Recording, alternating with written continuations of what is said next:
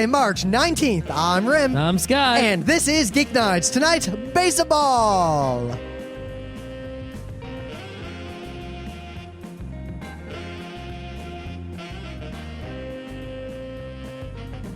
Let's do this. Remember that Photoshop with the Zelda? Oh my God, yes. That's all. Whenever someone says Ides of March, it's like I don't think about like Et tu Brute. I always think about that Zelda Photoshop. But we're around that time of betrayal, and I think the Hale and Hardy in Grand Central betrayed me. I eat there kind of often. It's a chain, but it makes, soups. It's good for lunch. Yeah, and I like soup, and I was hungry, and I wanted some I dinner. wish there was one closer to me. Before I came home, there's 2 Chipotles near me. I know there's 2 Chipotles. I also have 2 Chipotles near me. Thing is, the new one they opened up never has a line. But everyone goes to Pinche instead, because Pinche is like the new hotness. Pinche taqueria. But I think I was betrayed because I got some jambalaya, and I've been bowly since then. Well, jambalaya from anywhere, even the best jambalaya can make you bowly. Are you kidding? It's that kind of, it's a spicy kind of greasy food. It's not that spicy. One, spicy greasy food does not make me bowly. I eat spicy greasy food every day. Yeah. Oh, speaking of bowliness, right? Was it yesterday? Yesterday, right? I wanted like a hamburger for lunch, right? So the Sparky's place, remember I took you there once? Gone, right? Pinche is in there now, so you can't go there, See, right? There's no good burger anywhere near you. I could go down to the deli, like down on Spring Street, but that place started carrying Randy medicine, so I won't go there anymore, right? So where am I supposed to go? So I go to, my little Google on my phone, and I type in burger, all right? And there's a Five Guys a little bit away. So I'm like, aha. Five Guys is good. People are always talking it up big time. Like, oh, it's like the great place to go. It's like the best burger short of your backyard, and even though it's a chain, it's like the best chain burger, right? I don't know. I think Good Burger gives it a run for its money. Well, anyway, the point is that I'm like, all right, I'll go try this place that everyone keeps talking up so much. Does this end in bowling? It doesn't end in big bad bowling, but it ends in some bowliness, right? So I do the Five Guys, a little bit of a walk, but it's a walk. It's an okay walk for a lunch, right? It's not anything serious. It's like it's like an extra block farther than the deli, right? I go over there. And I go in, and I'm just like, I want like a burger, lettuce, tomato, onion, and fries, right? And I got some Cajun fries. They're actually nice and spicy. They tasted a lot like Arby's curly fries, only they were better potato. They actually had sacks of like Idaho potatoes there, and they're like, today's potatoes come from, and they named the town in Idaho. But then I look at the actual bags that are sitting on the floor there. They have a different town in Idaho written on them. It was very strange. But they were real Idaho potatoes, and the French fries are... But they're no Rasta fries. No, they were very potatoey, and they had some nice little spice like the Arby's curly fries, and they were very tasty, and they gave me a lot of them. And so, but you remember those Rasta fries, right? And everything on the menu, oh yeah, they're great. And everything on the menu is trans fat free. So I was like, very good French fry. Okay, right? They also have buckets of peanuts. You can just shovel them and eat as many as you want. I did not eat any, all right? So I took it back. I got the burger, which was wrapped up. So I didn't see it until I brought it back to the office and opened it up. And it was a double burger. Oh, man. Apparently... I was wondering why it cost $10 for a burger and fries. The default at Five Guys is a double burger. I was not aware of this. I'm usually, I don't eat, I understand why some people go, oh man, 2 meats, yes. And I can respect that. But personally, 1 meat is enough for me. Well, that is... You don't move around a lot, so if you eat 2 meats, that extra meat's really just extra. The thing is, it's like I can eat 2 single hamburgers, right? But then I'm also eating 2 buns, 2 lettuces, 2 tomatoes, right? And 2 onion. But if I get 1 burger, 1 bun, 1 bun, 1 lettuce, 1 tomato, 1 onion with 2 meats, that's, a lot of meats. And they had all the calories on the menu too. I think it was like 600, 700 calories or something like that. All right, and that didn't count the fries. But anyway... So I'm like, oh, whatever. The burger, the patties, though, were not big, fat patties like we have in our backyard, right? They were thinner, and, they were It was okay. It wasn't like the best. It wasn't like, Fuddruckers or the backyard. But, I could see why people approve of it so much. It was, it was not some nasty McDonald's burger, that's for sure. So you ate It was real meat. You ate the whole thing. I ate it, of course. Yes, I ate all the fries. And they had actual Heinz ketchup packets. It was very nice. And then, of course, I was a little bit bowly for a little while there. But next time I go back, I'm going to order. I looked at the menu. They have a little burger, which I assume they call it little, but really it just means normal, one patty burger. And it was like $5 instead of $10. So I think that is what I'll be ordering the next time I'm over there. Because they didn't let me. I didn't know it was a double to order a normal hamburger. It didn't say double. It just said hamburger. And then there was little hamburger. I thought little hamburger was White Castle. But you didn't think hamburger $10 meant Well, no, because it's Manhattan. It's, Yeah, but still for 13 I get like a burger and fries and a root beer float. Oh, that's about right. Yeah. See, if I was nearer to, like, say the Shake Shack, I would get that. But I don't know, maybe they had shakes there. I didn't look. I couldn't have stomached one anyway, so it didn't matter. But if a burger joint doesn't have shakes, it is not truly a burger joint. It's some I'm sort of pale imitation. I'm sure they have them. I didn't even check. But I will probably return there again when I'm in need of a burger, but I will not get the double. But we do have, it's Thursday, but in lieu of news, we've got a kind of a big announcement here for Geek Nights. Yes, well, this is sort of a little announcement here, right? So on April 1st, which is Wednesday something, it's a couple Wednesdays from now, so not next Wednesday, but the Wednesday after that, right? So you got one weekend, 2 weekends, and then that Wednesday, April 1st, right? We are going to do a Geek Nights live show. Basically, what we're going to do is we're going to record the show as usual, but we are going to turn on the Ustream on a laptop or whatever, and we'll pipe the audio into the Ustream, and maybe we'll turn on cameras so you can look at us, but you're not going to really see much on the cameras except our faces. You'll see me like hunched over my microphone. And you'll see me sitting here with my eyes closed with a microphone on my face. You're not, we're not going to show you anything great. It's just we'll turn them on because if we're using Ustream to stream the audio live and we have webcams, why not turn them on, right? It doesn't hurt, right? The bandwidth doesn't interfere with our local recording. I mean, if the internet went out, we could actually, the electricity was on, we could still record Geek Nights. We just couldn't upload it. So we're going to do that, but we're also going to make it, what's the reason of doing it live? It's going to be a question-y show, an Ask Grim and Scott show. Yes. So pretty much you'll be able to tweet or chat. There'll be a couple of ways to get I made to a us. Twitter account for Geek Nights. I also made a Suffice to Say account for Geek Nights. The name is Geek Nights, right? And we also, the Ustream has a chat room built into it. So, follow the Twitter, pay attention. We'll post it on the website and the forum. We're basically going to, I'm not sure exactly what time it will be on the April 1st. It might be, anywhere between like 7 and, 9 or who knows when. But we'll we'll figure out a time a little bit in advance, right? We'll post it everywhere we can. You'll be able to ask questions through any of those, venues. We'll answer whatever questions we feel like, and that is going to be the that show that day. So, I'm going to try to remember to remind everyone on every show we do until then, so, we can get the most participation possible.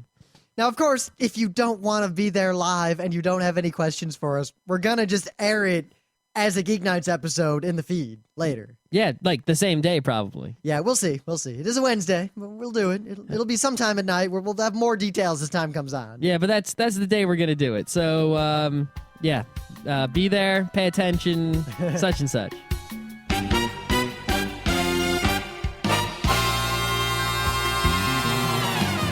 It's time for Nothing Lasts Forever. No, some things last forever. Well, what didn't last forever is when the Port Authority took over New York City. You see, the Port Authority already has taken over New York City. Well, as in they instituted martial law. I mean, it's the Port Authority. You figure they have some sort of authority over but anyway. But they don't have any weapons. Well, this is where things change when Dan Aykroyd comes in. They just handle like the bridges and the airports. So no one can get in or out of Manhattan without the Port Authority knowing about it. Anyway. That's true because it's an island. A long time ago, there was a movie that was made. It was a Schiller film called Nothing Lasts Forever. It was never released, but it was pretty much cast with nothing but big name stars. It was one of those every famous person cameoed in it, and Schiller was the guy who did all those like SNL videos. And the movie had some copyright concerns, and one thing led to another, and as often happens in the movie industry, the movie was never released in any form. Yeah, I mean, this movie, there was also people, I don't know how many people know about this. There was actually a Fantastic Four movie, I think in maybe the early 90s. I forget the year. I've seen it. It's really terrible, but it was never put in theaters or on VHS, for good reason. But it was completely finished. They filmed it, they edited the whole thing, it was done. They had a movie, and you can get it on the internet in some places. And, those are two movies I know of that were finished, completed, made, done, but never put in theaters or video or anything. And, I wonder how many others there are that we don't know about. Isn't there that Jerry Lewis Holocaust comedy? I don't know what that is. There's some sort of comedy, I think someone mentioned it in the forums, that Jerry Lewis made that ends sadly, but was in the Holocaust, and it was about a clown, and apparently it was horrifyingly irreverent. Uh-huh. Yeah. Well, I mean, don't know much even if about something it. might be incredibly distasteful, right? I could see why that might be a reason to, not put it in theaters, not advertise it, right? But it's no reason to, not make it available through some, channel. But I mean, nothing lasts forever anyway. Is a special case in that Schiller really wanted it to get out there. And Bill Murray and Dan Aykroyd and all the people in it want it to be out there. In fact, as far as I can tell, almost everyone involved in the production. There are a couple of notable exceptions, but we want it to be out there. They have no So basically concern. everyone, so unlike, say, the Fantastic Four movie where the people in it probably didn't want anyone to see it anyway because it was terrible, this is a movie where the people in it were like, oh my God, we love this movie that we made. We want people to see it. But there were copyright concerns. The movie was never released. It's hardly ever even been screened. Like, there have been an incredibly small number of screenings of this, and all of them, they're only screened because the director himself is there showing it, and he gets special permission. I think, you saw the showing at the Eastman Theater, right, in Rochester. Someone else, I think, said they saw it at the first, Santa Barbara Film Festival. Someone else saw it. I think it was on cable television somewhere once, in the 80s. As far as I can tell, there are people that taped it. As far as I can luck. tell, that showing in the 80s, I think it was someone on public access who somehow had a copy just putting it out there. Oh, you think that's what it was? That's my guess. I heard something about Australia too, maybe. It's all sort of rumors because this is all 80s we're talking about here. So, information like this from the 80s that got onto the internet is sort of, not so reliable. But the whole story was that, I saw this film with Emily and Alex and Emily's parents in Rochester, kind of out of nowhere. You saw the actual film, Yes, though. we saw the film, a real screening of it, and then we got a Q&A with Schiller himself, and he explained, this movie's never going to come out. I wish it could. I think it's amazing, and it's pretty amazing. I'll put it that way. But I had a thing of the day last week. I found what I thought was a trailer for it, and it had footage from the movie, so I was like, someone leaked the trailer. Great. Thing of the day. And then I was going to use it as the thing of the day. Just, hey, check this out. This is that movie I talked about way back on the show. That's crazy. Here, you can get an idea of how crazy it was.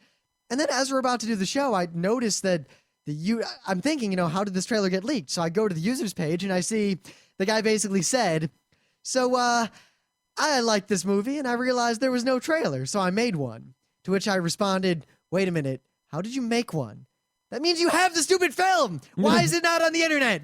So we go to the Pirate Bay, and sure enough, there's a torrent. Yeah, some guy taped it off cable, apparently, onto a VHS and then put the VHS on the internet. So when you saw the movie, what was the aspect ratio? Was it widescreen or was it...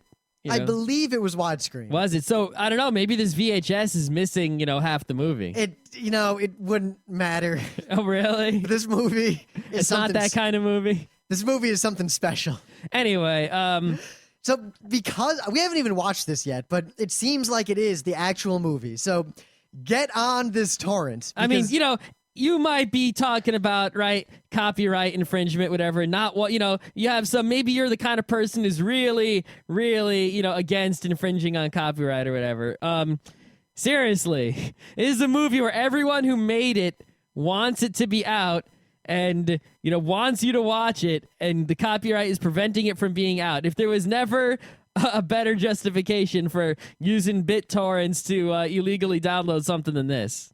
So get the word out. Get everyone on this torrent. And the movie's pretty good. I'd really like to hear what you people have to think about this, because this, for the longest time... It's not the kind of movie that everyone in the world will like, but I have a feeling it is. There are a lot of people who will appreciate it.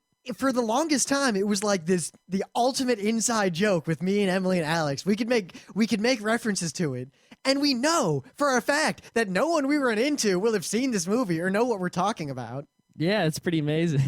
The thing it's like, I mean, if you come up with something on your own and, no one you run into will know about it, right? But the fact that it is a feature film, exactly. a motion picture, a full one, a complete one that was screened in some theaters that has Bill Murray and Dan Aykroyd and like 15 other giant actors. Like imagine if, I don't know, Ghostbusters, right, was only ever screened like 3 times. And maybe it was on cable once, and like only maybe 50 people in the world had actually seen it. And you were the one who had seen it. And you're like, you come down the street and you're like, if someone asks if you're a god, you say yes. And no one knows what you're talking about. Nobody except you and your friend who are at that incredibly rare screening. I think a better example is Ghostbusters 2, because Ghostbusters 1 is one of the greatest movies ever made. But I'm saying, imagine if only so few people had seen it. But at the same time, I think Ghostbusters 2 is a better analogy because this movie is not that good. Oh, you're talking about the quality analogy. Yes, in terms of... I wasn't comparing the quality. I was just making an analogy. But by that logic, it's like, what if you were the only person in the world who'd ever seen Star Wars? Well, no, I was making the analogy for, the inside joke, not for the quality of the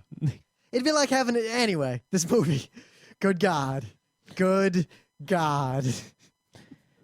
All right, so... thanks to the internets and whatnot, right? One of the things I love to find on the internet are like new inventions, right? That are actually solving sort of like everyday problems, right? And a lot of times this sort of thing is usually like an as seen on TV and it's some piece of crap bullshit, right? But once in a while you come across like some new invention that actually is something that will help, not some like funky spoon that's no better than a regular spoon or some funky knife that's no better than regular knife, right? This here is this whole website, MOQ7. I think it might be called Mach 7. I don't know. Oh, no. MOQ stands for minimum order quantity, right? And the way this site works is, they have... basically, they get next generation awesome stuff, right? Like new inventions and things. And they put them up for sale, but until they meet the minimum order quantity, no one actually gets anything, right? So, like, let's say you invent like a new kind of hairbrush or something, right? You put it up on this site, and you say, all right, I'm selling them for $5 and minimum order quantity is 10,000. So as soon as you get 10,000 orders, then you'd manufacture and sell. And if you never get the orders before time runs out, then everyone just gets their money back, right? So on this website, they're selling something here that actually I think I'm going to buy a whole bunch of, maybe like 5 of them, right? Mostly because they cost $1.18 each. What this is the brush and rinse toothbrush. Now, I've always used the Oral-B toothbrush, which I like very much. All right, it's very trustworthy, dentist approved. But, sometimes you're brushing your teeth, right? And there's no cup available. Now, I just reached down and put the mouth under the faucet. And not on the faucet, you Philistines. No. You can put your head under the faucet, right? You can also do the water in the cupped hands. I've never done that without making a mess. It doesn't work. I can't do it, right? Because my hands are not cupped very well. The thing is, right, even head under the faucet, that works okay on like a kitchen sink, right? But if you got a big head and a little sink, it's really not the best situation. It's not comfortable. It's not easy. Head in a little sink. It's not as luxurious as having a cup there, right? But even if you do have a cup, right? That means that you're going to have to wash this cup, and the cup sits in the bathroom and takes up space in the bathroom counter. And if you travel, you got to bring the cup with you, right? Well, if you're traveling, you can use the cup in the hotel. Well, but you can't trust those hotel cups, remember? Oh, yeah. Yeah. They clean them with Windex. Here's a hint. Never use a cup in a hotel. No, do use a cup in a hotel if it's plastic and it's wrapped in plastic, right? Don't use the glass cups in the hotel unless you bring your own sponges and dish detergent and wash them yourself, right? Which is a lot more difficult than just bringing your own cup, right? So this toothbrush is the brush and rinse toothbrush. There's a video showing you how it works. Basically, this toothbrush has spouts built into it, right? So what you do is you put one part of the toothbrush under the faucet, and the other part of the toothbrush will have water spraying out of it just like a water fountain. So you brush your teeth, then you put your toothbrush under the sink, and water comes out, and you rinse your mouth out with no cup needed. Gotta check out the video. It's pretty cool. And look, $1.18. I mean, toothbrushes at the store are more than that, right? The Oral-B's and the Reaches and the Colgates or whatever toothbrushes are more than $1.18, even when they're on sale, all right? I mean, maybe you get a free one at the dentist. That's a better deal, right? But that always has your dentist name on it, right? It's always sort of $1.18 for like, even if you're not using this as your everyday toothbrush, it's the ultimate travel toothbrush because now you can travel that much lighter, right? So I'm definitely going to order like 5 of them. I suggest if you brush your teeth and you're not some disgusting person that brush your teeth, brush your goddamn teeth, right? That you also order a few because right now the minimum order they've sold 12,000 about, and the minimum order is 50,000. So we're gonna need some help if we want these. So I'm pretty much. I plan to get some just for travel. Yeah, I think they're cool. It's good. Plus, it's a cool novelty just to show people. You're like, ooh, no. All right. So, baseball? I guess we do the baseball show. Do you like baseball? Oh, I love that part. Yeah, we had a little trouble coming up with what to do a show on, right? But the baseball season is approaching. It's Thursday. We have not done a show on baseball. We also have not done a show with very much disagreement in a long time. So I thought this might be a pretty good show idea, considering I like baseball quite a bit. It's not my favorite thing in the world. And I'm indifferent to baseball. I thought you very much hated baseball. It's hard to hate it because I don't like watching baseball on TV because I feel like there's no point. It's not interesting to watch. And I don't mind watching it in person because I like hanging out at the stadium with people. It's a fun day. I love playing baseball. I absolutely love playing baseball. Mm-hmm. Yeah, I don't know. I think that you're not going to get some sort of diatribe of baseball's the stupidest sport ever. I reserve that for curling. But wait, I agree that curling is also the stupidest sport ever. It doesn't help. Well, it's not the stupidest. Yeah. It's pretty down there. Well, I think the reason that a lot of people are down on baseball spectating, right, and is that it's the enjoyment of, watching a sport like, say, hockey or, football, right, is in the action of it, right? There's lots of action, almost constantly, I guess more so in hockey than football, right? Because football stops, right? The action is, hard-hitting, exciting action, and there's lots and lots of, like, feats of strength going on, That's very exciting, right? But baseball really doesn't entertain, those same things. I mean, sure, there's occasional feats of strength in baseball. I mean, really, everything is a feat of strength in baseball, but you don't really realize it. It's just, it's very rare that there's a feat of strength that actually looks like a feat of strength. I mean, like, you think about it, like, every pitch, right? Dude throws the ball 90 miles an hour. Like, how many times? But you don't go wow every time. You only go wow when it's like, some crazy outfield, like, dive or something, But, baseball is really less about the action and more about the suspense and the situations. So it's almost, if sports were movies, it's like baseball is like a different genre. It's the pickle. He's in the pickle. It's a pickle. Yeah. And then the other thing, Except right? How often do things like that happen? There aren't pickles anymore. Well, there are situations in baseball besides, there's two kinds of situations we're talking about here, right? One kind of situation is, the pickle or the stealing home plate, right? Those are very rare, at least in Major League Baseball in the United States, because everyone's a professional. So they're so good at playing that they never get into a stupid situation like that, right? And that's actually a problem in sort of all professional sports, is that the players are so good that stupid shit doesn't happen. That's why people like, college hockey, college basketball, college football, so much, is because you watch like professional football, you're never going to see like a Statue of Liberty play. I don't even think they're allowed, right? You're never going to see anyone run the option in the NFL ever. Or the trick play. Right. This isn't the right ball. This isn't the right ball. Right. In college football, that shit totally works because there's a lot of people on the field that are probably not going to play football for the rest of their lives as professionals. They're not that good, and they'll fall for that shit. It actually works. In the NFL, it's never gonna work ever. You're just gonna get get hit.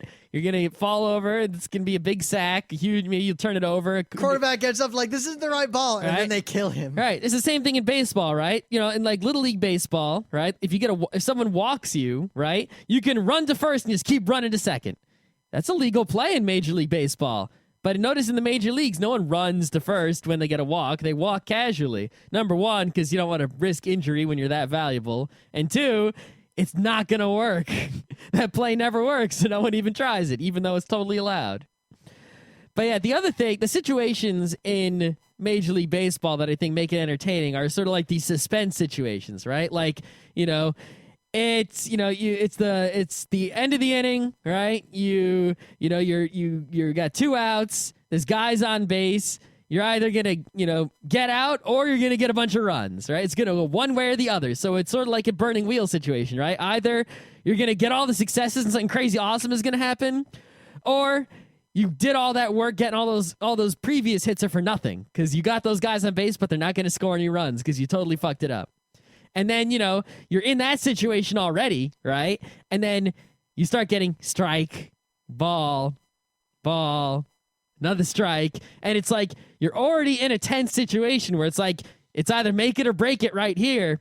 And then you sort of, once you get to that point, you start to inch closer and closer to where, that's it. This next pitch is it, no matter what. Unless he fouls it off, this is it. There's no...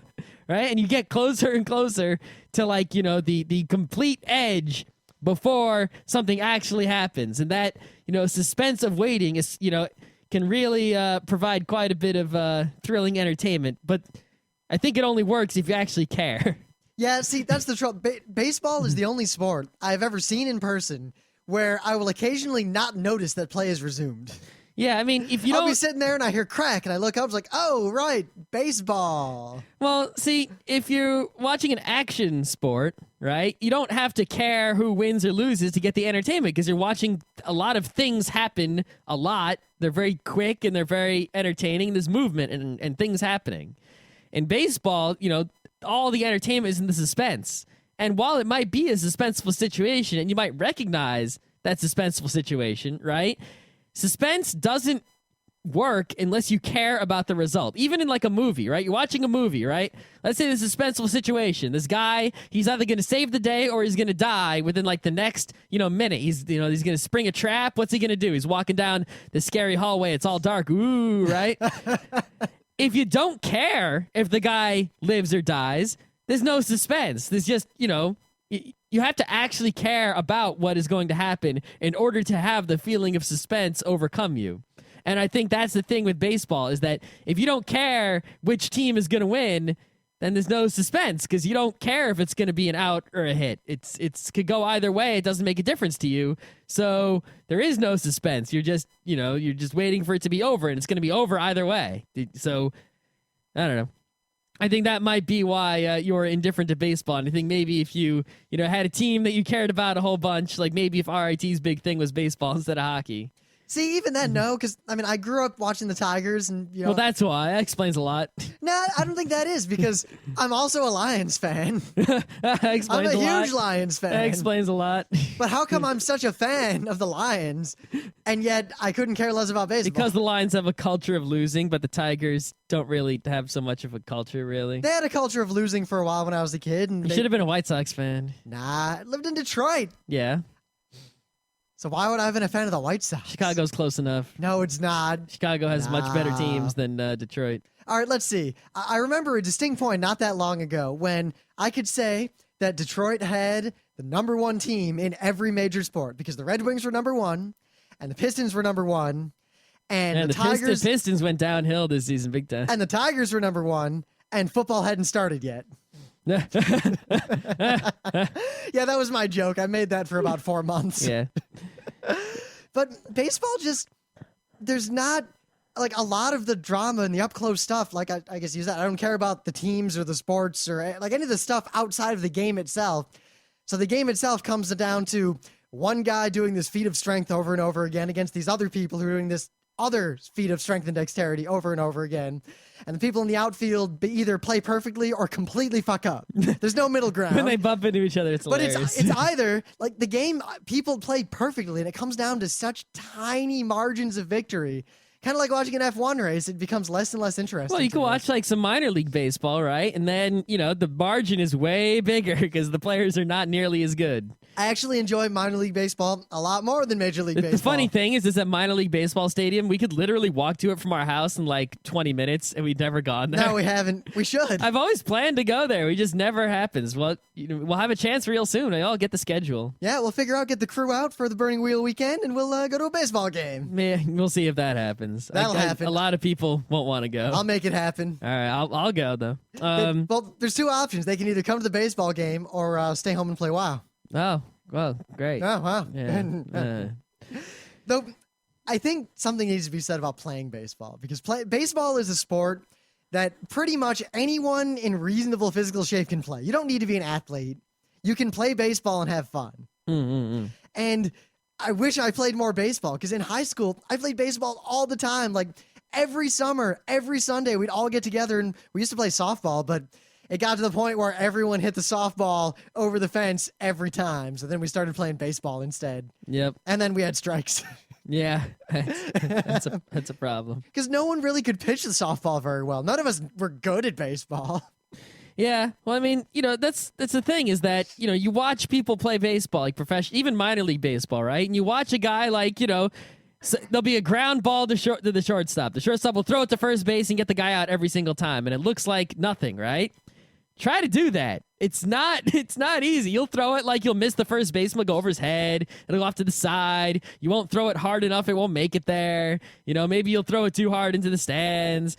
It's very, everything that these players do that looks so casual and makes the game seem kind of boring. If you actually try to do it, like every little, just the normal things that they do over and over again are actually really difficult. I mean, think about it. In Little League, you have to worry about things. Like I was in Little League. I had to worry about things if I was in the outfield, like which base do I throw it to? Major League players never don't know what base to throw it to. They throw it to the correct base immediately every time. It's not so easy. Of course, in Baseball Simulator, I often throw it to the wrong base. Yeah, that happens. Well, because it seems But then again, in Baseball Simulator, it's made up for the fact that I set myself on fire before I throw the pitch. the missile was the best one. I don't know. I like the one that went back and forth. Woo, woo, woo, woo, woo. Or how about the one that just reversed the controls on the outfielders? So you could basically just get a home run. RBI every time.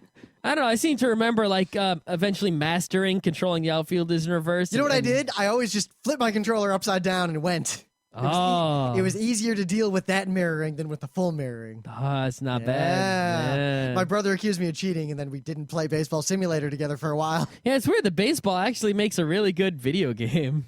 More so than most other sports. Though football can have a really good video game, too. Yeah, I just wish that, Madden didn't have the exclusive license. I know. We'd probably see some other football I'd love to see, well, maybe we got to get some sort of Blood Bowl back.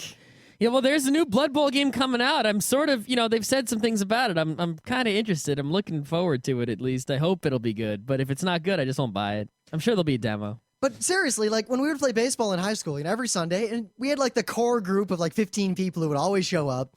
But every time, like random people would show up, and a lot of these people were not athletes. Many of them were in my Dungeons and Dragons game in high school. And even the nerd, like the people who were the least physically able occasionally hit a good one or caught something in the outfield. Like everyone can play baseball even if you don't have legs. I've seen people in wheelchairs play baseball. Oh yeah, you can totally play baseball in a wheelchair, no problem. If you don't have arms or legs, you might have trouble. But otherwise, you can play baseball. Yeah. I mean, you can play baseball with just legs. Well, I guess you could bunt. Well, no, you just attach. You could definitely play in the field if you just attach a glove to your. But you also have to bat. You don't have that many pinch hitters. I don't know. I'm sure with technology and prosthetics, there's definitely a way you can just sort of swing you your realize body. That leads to the Cyborg League. Cyborg League is awesome. Remember, what was that game like Robot Baseball on the NES? Was there Robot Baseball? Yes. Oh, there was. You're right. What was it called? Was it on the Super Nintendo that I had think it Robot? was- I think it was Super Nintendo. I think it was also on the regular Nintendo. Well, I don't remember on the regular. I think I remember on the Super. I remember regular because The robots had very graphics. similar designs to the Bots Master, who had sports playing robots at his disposal. Ah, yes, that is true. Yeah. I think the one other thing about baseball that it has that some of the other sports don't have is that it is very old, right? Compared to, say, football. I mean, look, it was just Super Bowl, like 42 last, 43, I think, right? Well, roboting has a long and stout tradition. Right? So, really, baseball is wicked ancient. I mean, it was played in the late 1800s. Yeah, that's not that ancient, though. It's just No. most older sports we don't play anymore. I know, but that's what I'm saying, is baseball is like the oldest sport that's still around, even though it's not What exact. about highlight? Highlight is pretty old, you're right. Yeah. That's right. Yeah. I mean, How but about sumo? sumo's pretty old. Yeah. Yeah. Wrestling, Greco-Roman wrestling. Yeah. Any sort of fighting in general is very old. Yeah. I so- guess the only sport, there's also all the Olympic sports from, the original Olympics in like Greece, running is still, that's kind of old. But if you look at like the major sports, right, at least in the world, right, soccer, car racing is very new. Soccer's very old too. I don't know, is soccer older than baseball though? I think soccer's older than baseball. You think so? Yes. I don't think so. I'm pretty sure. I'll have to look that one up. You keep talking. I'll Wikipedia. All right, but at least football, basketball, even ice hockey are all newer than baseball, right? And in America, at least, they've done a really good job of sort of creating this really sort of historic feel to baseball. It's like when you go to see a basketball game, unless you go to Boston, it doesn't feel historic, If you go to see a football game, it doesn't feel like historic unless you go to Pittsburgh. See, but a hockey game would have felt historic if you sat in the Coliseum in Detroit. Well, yeah, a hockey game. If you go to one of the original 6, it feels historic, right? But if you go anywhere else, not so much. But baseball, even if you go to like one of the expansion teams, like one of the really new teams, like the Colorado Rockies or even like the Tampa Bay Rays or something like that, because the sport is so old, you still get that really old sort of, apple pie kind of feeling when you go to a baseball game or watch it, even on TV. Scott, football, medieval Europe. Wait, you mean American football or soccer? Soccer. Oh, okay. Yeah. All right. Yes. Okay, so football. so soccer is older than baseball, but soccer is not so popular in the United States. However, it's popular everywhere else in the world. And also, I don't get a feeling of oldness when I watch soccer either. But that might just be the way it's sold. It is always amazing to me, though, that the U.S., like the economy and the population and the size of it is such that the United States has several entire sports that are big enough inside the country to have as many teams in there as the rest of the world has in most other sports. Well, I think the reason for that is just geography. We have such a wide geography that you can have, New York versus, California. So how come we don't have Vladivostok versus St. Petersburg? Well, you could have that in Russia, but the thing is, most of Russia is Siberia, right? If you look at only the inhabited parts, it's not really. Oh my. Okay. So there's a picture in this Wikipedia article. I thought you were gonna argue with me against the point I made about Siberia. Of Richard Linden from All right. 1880, who is believed to have invented the first real soccer ball, and he's holding the 2 rubber balls. And there's just something kind of hilarious about this picture. His face, I don't know, he looks disturbed. Wait, what's the Wikipedia page? Football. Football. Okay. Football. But Scott, you can see this picture. This picture is epic. I'm waiting. I'm loading. I'm long seeing can a it take to picture load? of. Scroll down. Like I'm scrolling. Richard Linden. I don't know if he's excited or disturbed or what, but I think it's just like, hey, check out my balls. but he's got one eyebrow up and one, maybe he had a stroke. I don't know. I really like that picture of the Calcio Fiorentino field. He's got kind of a skull face too. Wow, 1688. Wow, that's pretty. Not as much of a skull face as Grand Moff Tarkin, but a skull face nonetheless. Yeah. Well, I think just, the aesthetic of baseball, it's like when you go to a baseball game, it feels like you're also going to, even if it's a brand new stadium, it sort of feels like museum-ish, It's like you're not just watching a modern sporting event, you're also watching, and like an old thing. It's like you're going back in time to. Well, I think that's part of it. Like most of the appeal my playing baseball has, but just watching baseball is the history. It's kind of like a museum exhibit to me. Mm-hmm. Yeah, and I guess, even soccer, which I guess we now have discovered is much older than baseball, right? They have, you go to the stadium, right? People are, chanting and you've got all these advertisements. They even have advertisements on the jerseys.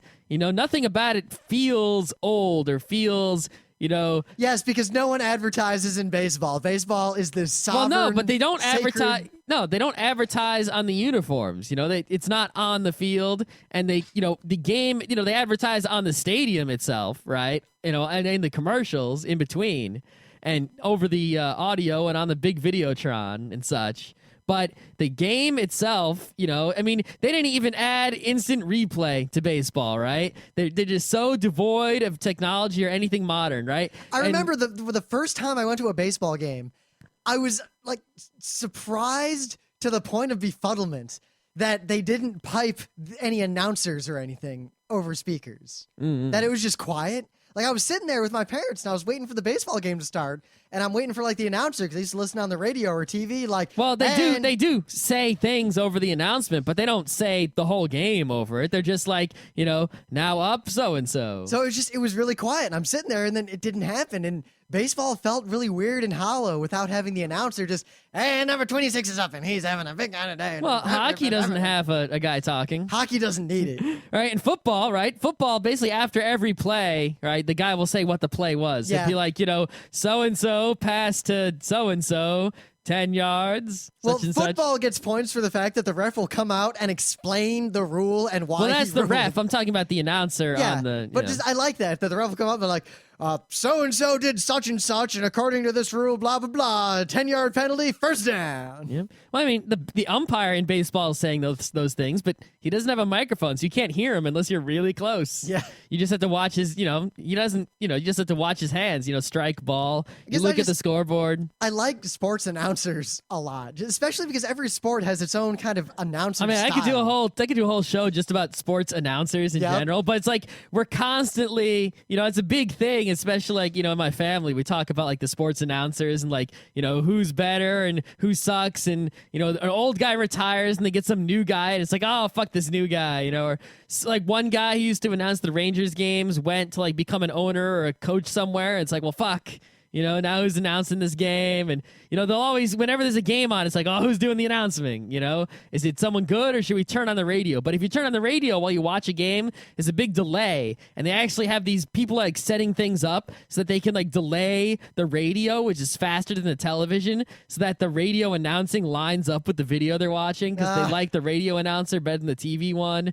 And it's like, you'll hope that your favorite game is on like a different channel because they have better announcers than the, But I mean, it's like really seems like all the great announcers were from like a few decades ago. And sort of in more recent years, a lot of those guys just been dying, retiring, but maybe that's etc. just nostalgia. It's hard to say. Well, it is, but it's, it's like earlier in my life, in the 80s and the early 90s, the announcers were just always great. No one complained about them. Just everything was like, that's... Did they really? Without the internet, how could you know? Well, no, but like no one that, I knew. But like nowadays, it's like, who's announcing this game? Oh, he sucks. I don't know. I think that's mostly perception. Well, it's somewhat perception. At least hockey, I feel, has been pretty consistent. Every time I listen to hockey, it's always that. They score! Yeah, but it sometimes the guy doesn't have the right voice, Yeah, Detroit had a whiny guy for a while because the good guy was sick. Like there's some guys who have they have the skill at it, they're calling it properly, but their just voice is not pleasant to listen to. Soccer games were so unruly that royal bans were often put in place against the playing of such sports. On the 13th of April in 1314, King Edward II of England issued what is believed to be the first royal decree. He prohibited the, quote, hustling over large balls, unquote. Hustling over large balls? Because of the impact the sport had on local merchants. Ram, how did you escape this royal edict? You hustle over large balls every day. Well, I mean, I think I've got the biggest balls of them all. There's really no question there. Well, your hustling is going to get you in trouble. The sport was considered to be unchristian for its lack of order. Well, hustling over balls is most decidedly unchristian. Only large balls. So had the ball been small enough, we would have been just dandy. Oh, then Christians are totally okay. Jews got to watch out. So baseball. Baseball doesn't have very big balls. The show's going nowhere. No, I think we're done with the show. I remember as a kid, the other thing I remember, the first time I got hit with a baseball. I was playing baseball with my friends, and I just got hit in the forehead with a line drive. And I got up, and I'm like, oh my God. And then later I was like, Dad, let's play softball next time. And he was like, what? Softball's for wusses. And I'm like, what? I want to play softball. He was like, fine. So, we go out to play catch, and he's like, all right, here's your softball mitt. And he threw the softball at me, and I was amazed that it was not softer, but in fact harder. Yeah, it's just bigger. No, Bigger and harder. I do have one little baseball anecdote I want to share. It's not so exciting, but it is. All right, I got one too. So, but it is sort of informative, right? So I went. I've been a camp counselor at summer camps many, many times, right? And but most of the camps I was a camp counselor at were sort of, normal-ish day camp, not so, nerdy camp, whatever. But in between freshman and sophomore years at RIT, I was at a summer camp that was a sleepaway camp that had a lot of sports going on, right? And there was a lot of baseball playing going on. And during one part of the 8 weeks, they had like a baseball scout come, and it's sort of a guy who was really, he was like a minor league player, and they came and hung out at the camp for a little while. So there was sort of like a lot of extra baseball activity going on, right? And you see some people throw a baseball, right? It's like I've always been able to throw, as in I rotate my arm, I let go of the ball actually makes it to where I want to make it to, right? It doesn't just drop on the ground. It's amazing. Or go off to the side. It's funny, you can always tell there are people who know how to throw a ball and people who don't. Well, there's 3 levels of throwing, right? And the first level of throwing is sort of like the oops, it goes on the ground, sort of like beginning of the Sandlot, right? Where a kid doesn't know how to throw. Then there's the level of throwing that I had at the time, which was, I'm going to throw the ball, you're going to get it. It's going to take a while to get there, right? But you'll get it. It goes where I want it to go, right? Then there's the third level of throwing where, like, the ball goes, whoosh, and when it hits the other guy's glove, it goes like crack. And it's like, damn, how does the guy throws it like exactly straight, like a bullet, out of a gun.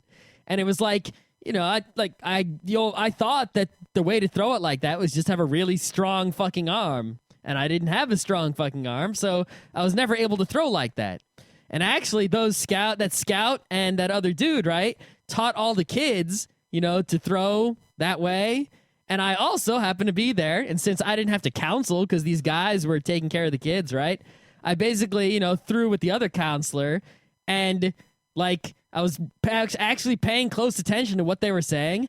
And I was like, oh, shit. And, like, I actually learned how to throw a baseball, like, incredibly properly. And it's sort of, once you actually do it successfully and you watch the ball, like, go stupid fast and it hits the other guy's glove and makes that incredibly loud noise, it's like, oh, man. And you just want to do it, like, 100 times because it's, like, it's sort of really empowering that even though you're not so strong, you've learned this relatively simple technique that has allowed you to throw this thing incredibly quickly and incredibly dangerously and incredibly accurately. And it just, I learned how to do it in literally 15 minutes just from listening to what these guys were saying, actually paying attention and actually doing it. And I can't tell you exactly all the, I can't describe it to you what to do over the air, and just talking. I'd have to show you, but it's all wrist action, which I have plenty of. You really you could have no biceps whatsoever. It's all about snapping your wrist and then releasing at the correct moment. That is the way to throw a baseball really hard. It's the way to do something else too. Yeah. No, you just. So I believe Richard Linden knows all about it. If you've seen, if you know what I'm talking about and you've never actually thrown a baseball, properly in quotes, if you ever, have the chance to practice and learn how to do it, I highly recommend it because it's well worth it and it will help you in any time you have to throw something. Perhaps you might have to throw a rock one day or something, a snowball. Use the same technique. I'm feeling Frisbee now. also. It's very similar to Frisbee throwing, only with a Frisbee, you rotate your wrist, and your arm, laterally as opposed to over the top. Last year we tried to get the crew together to play some kickball. That didn't work out so well. We didn't have enough people, and people wussed out. Yeah, people bailed, but people didn't play seriously. I really want to play baseball now. I have this powerful burning urge. There's a lot of sports leagues in the city, and I did softball with my work a little bit. I don't want to play leagues though. I want to play just like bumming around with friends in the park like I used to. See, I want to play leagues because the seriousness and actually keeping score and actually mattering. Well, when I bummed around in high school, we were just friends hanging out. We had different teams every time, but we kept scoring. Everyone played deadly seriously. No, see, that's fine. But with a league, it's like you can play against different people all the time. No, and but you need less friends because you only need enough friends for one team, not two teams. So it's kind of fun. And then you could actually win something. Well, if we got the whole crew together, we could play a game of baseball. And you actually, there's also a huge social aspect to the leagues. I know there's a dodgeball thing around the corner from my work. And if I lived in the city, I would totally do it. But because, if I did it now, I basically would get home at stupid late hours or not at all because, it runs late. But after the dodgeball, everyone totally hangs out and it's totally cool. So that's what those things are all about. But at any rate, the show kind of went nowhere. I think that's we're done. fine. We were able, it wasn't the greatest idea for a show ever, but we were able to knock one off. It was all in the wrist. Yeah. Right.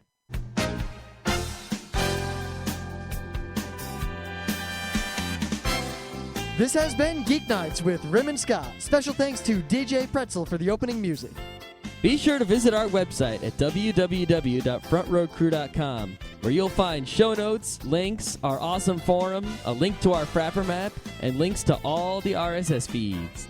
We say feeds plural because Geeknights airs 4 nights a week, covering 4 different brands of geekery. Mondays are science and technology. Tuesdays, we have video games, board games, and RPGs.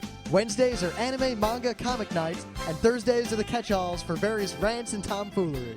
You can send us feedback by email to geeknights@frontrowcrew.com. Or you can send audio feedback via Audio. Just click the link that says Send Me an Audio on the right side of our website. If you like what you hear, you can catch the last 100 episodes in iTunes or in your favorite podcatcher. For the complete archives, visit the website, which has everything. Geeknights is distributed under a Creative Commons Attribution Non-Commercial Share-alike 2.5 license. This means you can do whatever you want with it as long as you give us credit, don't make money, and share it in kind. Geeknights is recorded live with no studio and no audience. But unlike those other late shows, it's actually recorded at night.